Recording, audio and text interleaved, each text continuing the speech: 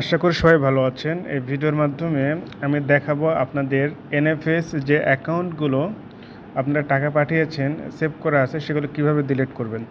তো একটা ভাইয়ের রিকোয়েস্টে ভিডিওটি করা। তো প্রথমত আপনাদের বিকাশের অ্যাপটি ওপেন করবেন। ওপেন করার পরে আপনারা স্ক্রল করবেন, করে এখানে যে অপশনটি দেখা যাচ্ছে এনপিএসবি, এই অপশনটায় ট্যাপ করে দেবেন।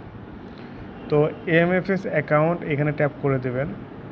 তো এখানে দেখতেছেন যে আমার কয়েকটা অ্যাকাউন্ট আমি সেভ করে রাখছি এখানে, মানে এগুলোতে টাকা পাঠিয়েছে এগুলো সেভ করে রাখছি। তো এগুলো এখন কীভাবে ডিলিট করব, এখানে আপনারা কোনো অপশন পাবেন না। তো এই জন্য কী করতে হবে, এখান থেকে বের হয়ে যেতে হবে। এখানে আপনারা লেফট র দেখতেছেন, এখানে ট্যাপ করবেন, বেনিফিশিয়ারি ম্যানেজমেন্ট এখানে ট্যাপ করবেন।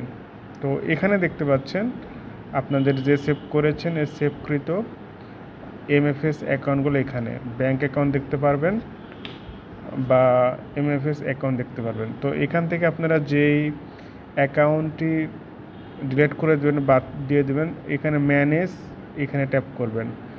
আমি হচ্ছে রহিম, এই যে নগদের এই অ্যাকাউন্টটি আমি ডিলিট করে দেব। তো কীভাবে ডিলিট করব, এই যে ম্যানেজ অপশন আছে, এখানে ইংলিশে বা বাংলায় থাকতে পারবে, আপনাদের অ্যাপের ল্যাঙ্গুয়েজ অনুযায়ী দেখবেন। তো এখানে ম্যানেজে ট্যাপ করবেন।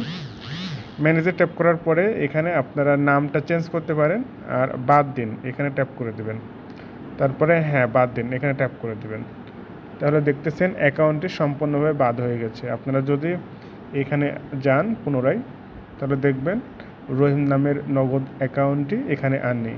তো আপনারা এইভাবে আপনাদের কোনো সেভকৃত অ্যাকাউন্ট সম্পূর্ণভাবে ডিলিট করতে পারেন।